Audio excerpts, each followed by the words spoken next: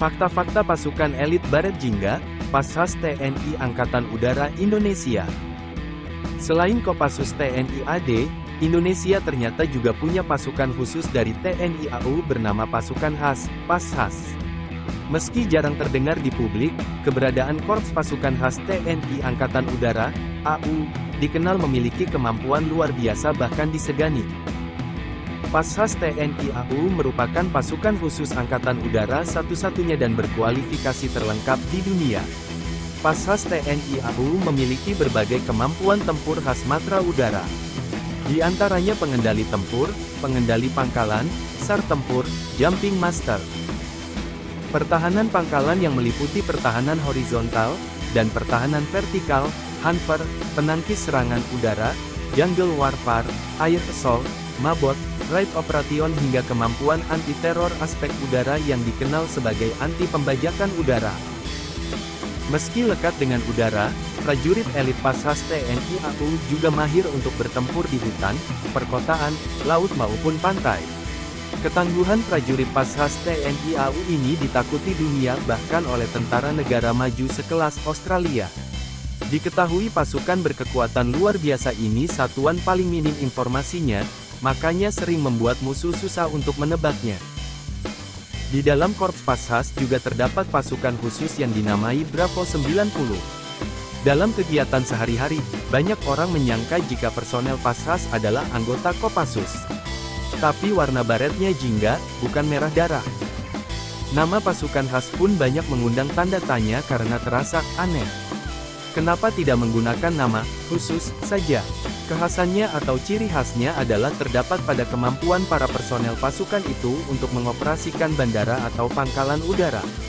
Sebagai pasukan elit andalan TNI AU, tugas utama Pashas adalah menjaga pangkalan udara dan semua asetnya. Dalam peperangan, tugas utama mereka juga menguasai pangkalan udara lawan dan kemudian mengoperasikannya. Itulah kekhasan pasukan Pashas, yakni kemampuan mengoperasikan pangkalan udara untuk penerbangan pesawat. Satu-satunya pasukan elit TNI yang bisa mengoperasikan bandara atau pangkalan udara memang hanya Pashas. Suatu kali ketika pasukan Australia mendarat di Timur Timur usai jajak pendapat, 1999, mereka sangat terkejut melihat sepak terjang pasukan Pashas. Pasalnya pasukan Australia hanya mengenal pasukan SAS, Special Air Service, dari Inggris yang punya kemampuan mengoperasikan bandara. Tetapi mereka melihat semua personel pasukan Pashas yang bertugas di Bandara Internasional Komoro, secara teknis mahir mengoperasikan bandara.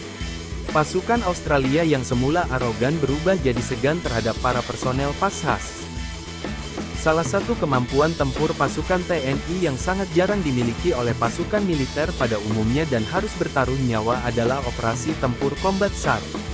Kemampuan melaksanakan misi SAR sambil bertempur melawan musuh ini dimiliki oleh pasukan Baret Jingga, Pashas TNI AU.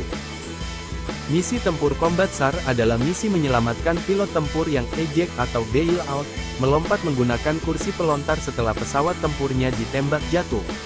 Pilot yang berhasil mendarat selamat itu, akan menjadi masalah ketika lokasi pendaratannya di daerah musuh dan untuk menyelamatkannya membutuhkan pasukan yang memiliki kemampuan combat SAR. Di lingkungan TNI AU, para pilot tempur memang sangat istimewa. Pasalnya butuh waktu bertahun-tahun untuk mencetak seorang pilot tempur. Oleh karena itu, demi menjamin keselamatan pilot tempur, pasukan Pashas sebagai pelindungnya pun dibekali kemampuan combat SAR. Dalam pelaksanaannya operasi combat SAR harus terencana matang, cepat, dan akurat demi menghindari sergapan pasukan lawan. Jika sampai disergap, akibatnya para personel yang sedang melaksanakan misi combat SAR bisa saja gugur dalam tugasnya. Kadang operasi combat SAR memang berlangsung dalam hujan tembakan pasukan lawan seperti yang sering terjadi dalam Perang Vietnam, tahun 1968 sampai tahun 1975. Helikopter yang bermaksud mengevakuasi pilot atau prajurit yang terluka banyak yang hancur akibat disergap pasukan Viet Cong bersenjata peluncur granat, RPG. Dalam operasi standar yang dilaksanakan oleh TNI AU, misi tempur combat SAR biasanya melibatkan 2 helikopter tempur. Satu heli bertugas menurunkan pasukan penyelamat dan satu heli tempur lainnya bertugas sebagai pelindung, air cover. Misi Combat SAR berlangsung secepat mungkin dalam hitungan detik. Karena pasukan penyelamat bukan bertugas untuk menghadapi pasukan lawan yang kemudian datang dalam jumlah besar. Namun, jika terpaksa mereka pun akan bertempur sampai titik darah penghabisan.